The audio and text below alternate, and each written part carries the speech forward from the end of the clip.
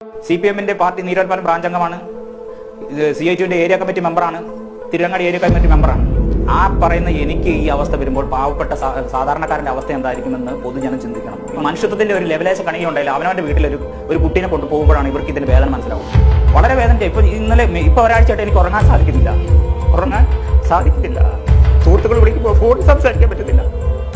അതേ അവസ്ഥയാണ് ഞാൻ നിൽക്കുന്നത്. മുഖതാറിലെ തർക്കത്തിൽ നിന്നാണ് ഭാര്യനെ മോനെ കണ്ടെത്തുന്നത്. ഞങ്ങൾ ആ ഓഫീസിൽ ചെല്ലുമ്പോൾ വളരെ മോശമായിട്ടുള്ള അങ്ങോട്ട് കടക്കാനുണ്ട്.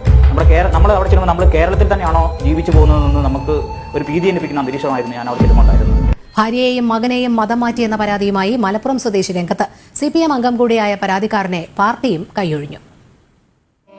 ഇവർക്ക് ഈ കൊണ്ടുപോയവർക്ക് ആർക്കും ഈ മനുഷ്യത്വത്തിന്റെ ഒരു ലെവലേശ കണിയുണ്ടായില്ല. അവനവന്റെ വീട്ടിലൊരു കുട്ടീനെ കൊണ്ടുപോകുമ്പോഴാണ് ഇവർക്ക് ഇതിന്റെ വേദന മനസ്സിലാവുള്ളൂ. വളരെ വേദന. ഇപ്പൊ ഒരാഴ്ചയായിട്ട് എനിക്ക് ഉറങ്ങാൻ സാധിക്കുന്നില്ല. സുഹൃത്തുക്കൾ വിളിക്കുമ്പോൾ ഫോൺ സംസാരിക്കാൻ പറ്റുന്നില്ല. അതേ അവസ്ഥയാണ് ഞാൻ നിൽക്കുന്നത്. ഹൈന്ദവ മതസമൂഹത്തെ ലക്ഷ്യമിട്ട് ആരംഭിച്ച ഇസ്ലാമിക മതപരിവർത്തനം പതുക്കെ ക്രൈസ്തവ സമൂഹത്തിൽ പിടിമുറുക്കുകയാണ്. നിരവധി പരാതികൾ ദിനംപ്രതി ഉയരുന്നുണ്ട്. തേഞ്ഞിപ്പലം സ്വദേശി ഗിൽബർട്ടിന്റെ ഭാര്യയെ മതം മാറ്റിയത് അയൽവാസികൾ തന്നെയാണ്. മതം മാറാൻ ഗിൽബർട്ടിനും ലക്ഷങ്ങൾ വാഗ്ദാനം നൽകി. ഈ ബുഷറ എന്ന് പറഞ്ഞ സ്ത്രീ ഇവർ സ്ഥിരമായിട്ട് നമ്മുടെ വീട്ടിൽ വരികയോ പോവുകയൊക്കെ ചെയ്യും. നമ്മളത് മൈൻഡ് ചെയ്തില്ല. അപ്പോൾ ഈ സ്ത്രീ തന്നെ എന്നോട് ചോദിച്ചിട്ടുണ്ട്, നിങ്ങൾ മതം മാറിക്കോ? നിങ്ങൾ മതം മാറുമ്പോൾ നിങ്ങൾക്ക് അതിൻ്റെതായ ഈ അലച്ചിൽ ഒന്നും ഉണ്ടാവില്ല. ഞാനിപ്പോൾ നമ്മൾ ക്രിസ്ത്യനായാലും മതം അങ്ങനെ ജീവിക്കണം എന്നുള്ള പറഞ്ഞതുകൊണ്ട് എന്നെ കിട്ടില്ല എന്നുള്ള ഉറപ്പ് മേലാണ് ഇവരെ കൊണ്ടുപോയത്. ഞാൻ വീട്ടിൽ നിന്ന് ഇറങ്ങിയാൽ ഞാൻ ടാക്സി ഫീൽഡാണ്. ഞാൻ വീട്ടിൽ നിന്ന് ഇറങ്ങുമ്പോൾ എല്ലാ സ്ത്രീകളും എൻ്റെ വീടിൻ്റെ മുറ്റത്തുണ്ടാവും. അയൽപക്ക ഉള്ള സ്ത്രീകളെല്ലാം എൻ്റെ വീടിന് ചുറ്റും ഇരുന്ന് അപ്പോൾ ഇവർ സംസാരിക്കുന്നതിൻ്റെ ഇടയ്ക്കോട്ട് നമ്മൾ പോകുന്നത് ശരിയാണോ? അത് ഞാൻ വരുമ്പോഴത്തേക്ക് ഇവരെല്ലാം എസ്കേപ്പ് ആവും. ഇവരിങ്ങനെ സ്ത്രീകളെ അടുത്ത് ഇടപെടുന്നത് എനിക്കൊരു സംശയത്തിൻ്റെ ഇട കൊടുക്കാൻ ഞാനത് സംശയത്തോടെ കണ്ടിട്ടില്ലായിരുന്നു. അതുകൊണ്ടാണ് ഇത്രയും സ്നേഹത്തോടെയും ഇത്രയും കാര്യമായിട്ട് നിന്ന ഒരു സ്ത്രീ അയൽപക്ക സംവിധാനത്തെ ഇവർ എന്നെ തന്നെ പൂർണ്ണമായി എന്നെ വഞ്ചിച്ചുകൊണ്ട് തന്നെയാണ് ഈ മതപരിവർത്തന നേതൃത്വം കൊടുത്തതെന്നാണ് എനിക്ക് മനസ്സിലാക്കാൻ കഴിഞ്ഞിരിക്കുന്നത്. കമ്പളിയിൽ ലത്തീഫ്, ഞങ്ങളൊക്കെ കുഞ്ഞോൻ എന്നാണ് വിളിക്കല്. ആ കുഞ്ഞോനും അതേപോലെ ഹിറാനേഴ്സിന് നടക്കുന്ന ഒരു ഷാഹുൽ കമീൻ എന്ന വ്യക്തിയും കോട്ടിയാടൻ ഇസ്മായിൽ ഒരു ബേക്കറി നടത്തുന്നതാണ്. എൻ്റെ ഭാര്യ ആ ബേക്കറിയിലാണ് പണിക്ക് പോകുന്നത്.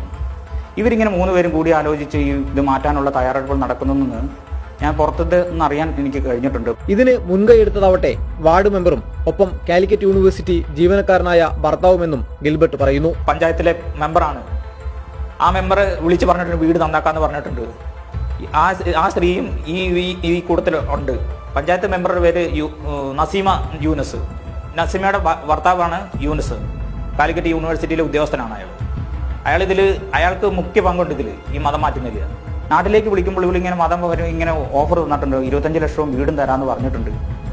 ഇതൊക്കെ പറയുമ്പോഴും അമ്മ പറയും അങ്ങനെ മതം മാറിയിട്ടുള്ള ജീവിതം വേണ്ടാന്നുള്ളത് അമ്മ അങ്ങനെ പറയാറുണ്ട്.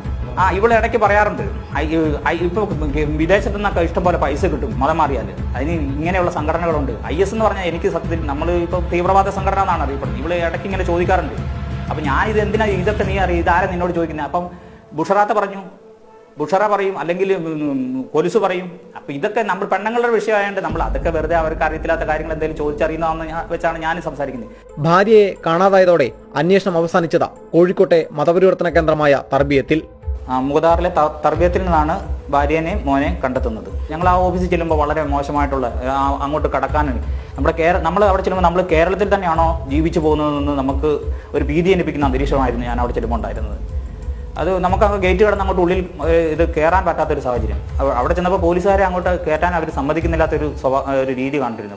എൻ്റെ കുട്ടിയോടോ എൻ്റെ ഭാര്യയോടോ എനിക്ക് സംസാരിക്കാനുള്ള യാതൊരു വോയിസും ഇല്ല. അവിടെ ഒരു ആളോട് സംസാരിക്കാൻ, എൻ്റെ ഭാര്യ എന്ന് പറഞ്ഞാൽ എനിക്ക് സംസാരിക്കാൻ പോലും സാധിക്കത്തില്ലാത്ത, സംസാരിച്ചോ അത് അവിടെ നിൽപ്പുണ്ടല്ലോ, അതാ അത്ര ഇങ്ങനെ അകലെ അവരുടെ മുന്നിൽ നിന്ന് എനിക്ക് എൻ്റെ കാര്യം പറയണ്ടേ, അതിന് വരെ ഇവരെനിക്ക് അവസരം തന്നിട്ടില്ല.